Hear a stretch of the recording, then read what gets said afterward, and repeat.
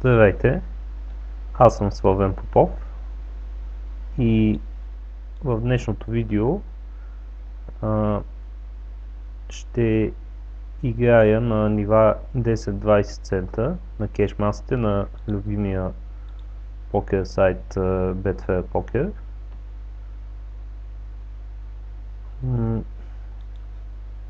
Веднага правя дежурната оговорка, че тези нива са доста по-ниски от нивата, на които съм свикнал да играя кеш.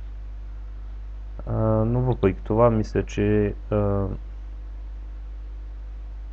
с една стабилна и горе-долу праволинейна игра мога да покажа какво според мен е най-добре да се прави на тези маси, в смисъл най-вече какъв стил игра според мен е най-оптимален за тези нива, а именно доста тайт агресив стил, което в общи линии означава да играем по-малък брой ръце префлоп, но когато ги играем да играем агресивно.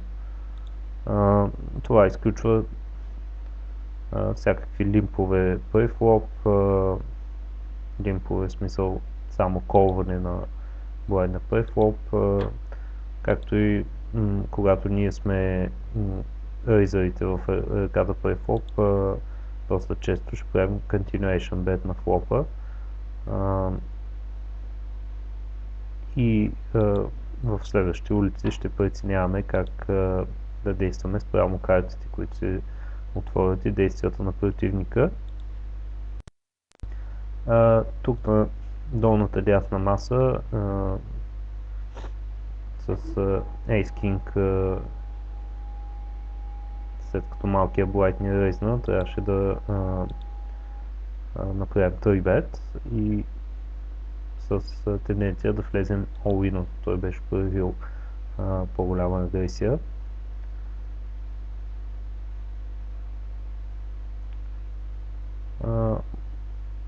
Както в предните серии от видеота, които публикувах, те бяха на малко по-ниски нива, 2-4 цента и 5-10 цента. Мисля, че нивото 10-20 не се различава много от тях. Тук би трябвало да има доста слаби играчи, които да правят доста грешки префлоп и постфлоп. Въпреки че трябва да призная, че времето, в което съм седнал да записвам това видео, а именно 4 часа след обяд в България, не е най-удачното време за намиране на слаби играчи, тъй като по това време общо взето играят регулярни играчи, които играят всеки ден от сайта. Така, като поглеждам по статистиките на хората около масите, имам само няколко ръце все още. Ми е ясно, че става дума точно, мнозинството са точно такива, които играят сравнително правилно, т.е. не играят много ръце префлоп. Но моето мнение е, че кеш игрите все повече и повече им се дига нивото и е хубаво да се играе срещу Regulars и да се опитваме да търсим техните слабости и да правим пари от тях, тъй като слабите играчи са не че са на изчезване, но ще стават все по-малко и по-малко в бъдеще. Тук пропуснахме някои интересни ръце, но нямаше всъщност кой знае какво интересно. Мисля, че ще имаме достатъчно ситуации в видеото. в които ще обяснявам защо и какво правя точно. За статистиките, които би трябвало да виждате на екрана, тъй като в предни видеота съм ги обяснявал доста подробно, сега ще кажа само няколко думи. На първия ред са най-важните статистики, колко процента от ръцете първата цифра е колко процента от ръцете играе противника, втората е колко от тях той рейзва и третата цифра е агресивността му, aggression factor, което е колкото по-висока е тази цифра, толкова по-агресивен е противника ни. На втория ред са тук флопнахме два чифта и трябва да бетнем веднага, тъй като има доста дрове и високи карти на борда. Няма смисъл да слоуплейваме. На втори ред са процентите за колко процента от ръцете се опитва да краде противника, колко от ръцете, процента от ръцете той фолдва от блайндовете, когато някой се опитва да краде блайндовете. Какъв е 3-bet процента му, т.е. re-raise процента му, колко фолдва на re-raise и последната цифра е така наречения cold call, т.е. когато има рейс, колко процента от ръцете той само колва, без ръцете, които фолдва или re-raise-ва. На третия ред е continuation bet цифрите. Общо взето continuation bet процент, fold to continuation bet и третата ми цифра е continuation bet на търна. И общо взето това са важните цифри. Когато има нещо конкретно в някоя ръка, ще обясня примерно защо взимам някакво решение въз основа на показателите на противника. Така, вървим се съсредоточим малко в играта.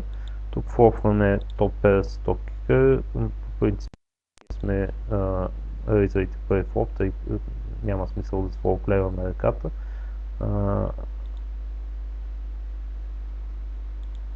Общо взето continuation beta при 5 и 6 max игрите е едно от най-важните елементи, най-силното оръжие, тъй като когато противника държи две било и силни карти, но примерно вале и десятка, вероятността той да флопне нещо т.е. флопне по някакъв начин да се закачи с валето или десятката е не повече от 30%.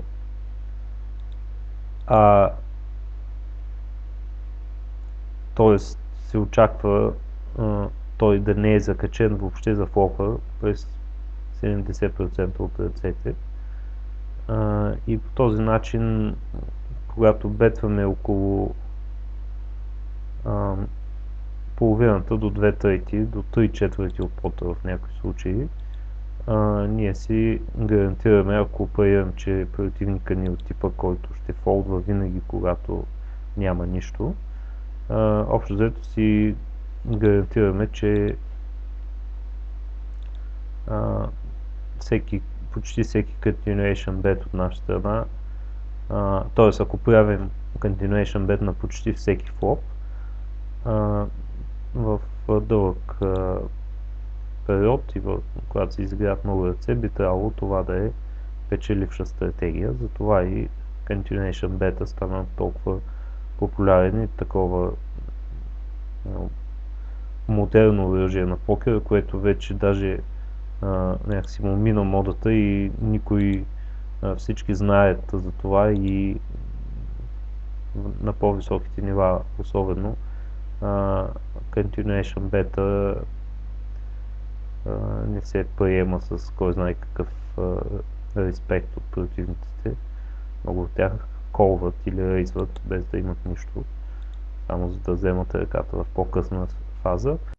Получихме 3-bet, нямам причина да слоуплейвам ръката, ще 3-бетна, естествено ще играем за стаковете, ако той влезе all-in.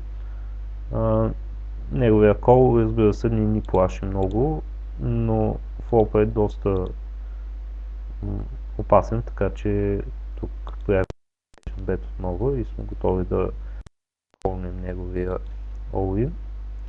За съжаление, той е с по-слабата ръка префлоп, но флопа му помага и губим един стак, но в такива ситуации общо взето сме изиграли ръката си правилно и няма за какво да съжаляваме. Тук с Асаки 9 на трета маса малко спорен фолд, можехме и да рейснем, но предпочитам да фолдна пред това само да платя големия блайнд. Тук флопа е доста интересен. Имаме някакви опции, имаме и бакдор флашове и стрейтове. Ще опитам да взема пота тук, ако не стане на търна, ще мислим в зависимост от картата, която падне, но противника ни фолдна. Въпреки че също такъв тип противници, които играят 82% от ръцете, въпреки че е играл само 11 ръце, тия цифри горе-долу ще се запазят в следващите, когато изиграем още 30-40 ръце. Най-много процентно 60. Е добре да се внимава с continuation бетовете, тъй като те са доста противници, които са доста склонни да колват поне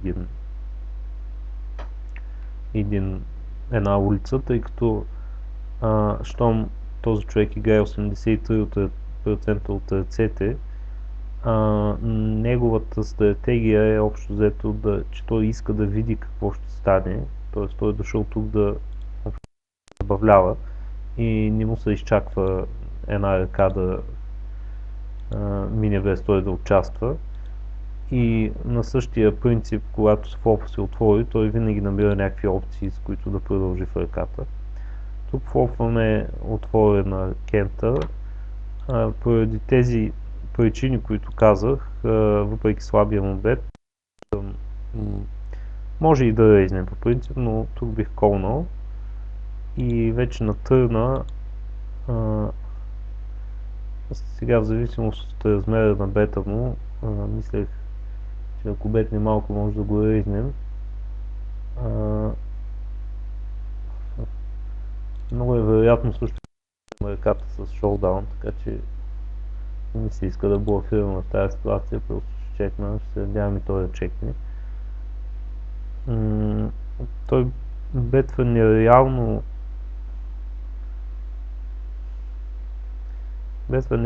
много тук. Аз тук бих колнал, тъй като мисля, че ръката е наша, тъй като нямаше много логика в действието му просто и реших да го проверя в случая. Пота не беше кой знае колко голям, което от една страна е хубаво, тъй като бета му не беше кой знае каква огромна сума и можеш така за лесно да го колнем, но пък и не спечелихме чак толкова много от тази игра. Тук с поповете да се опитваме да вкараме противника all-in, можехме и да колнем, стак е доста малък. Тук направих грешка с тройките, просто не видях, че има рейс от малкия блайнд, трябваше просто да ги фолднем тези тройки, но за щастие грешката се оказа вярна, но по принцип това е грешна игра. Просто се бях разсеял и не видях, че имаше рейс от бутона и рейс от малкия блайнд.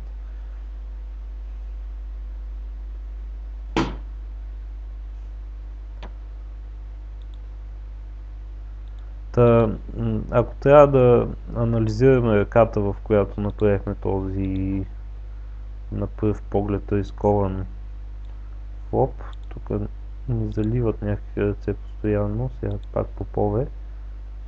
Не обичам да слоуплейвам поповете, тъй като хората така или иначе влизат all-in доста често, особено на тези нива.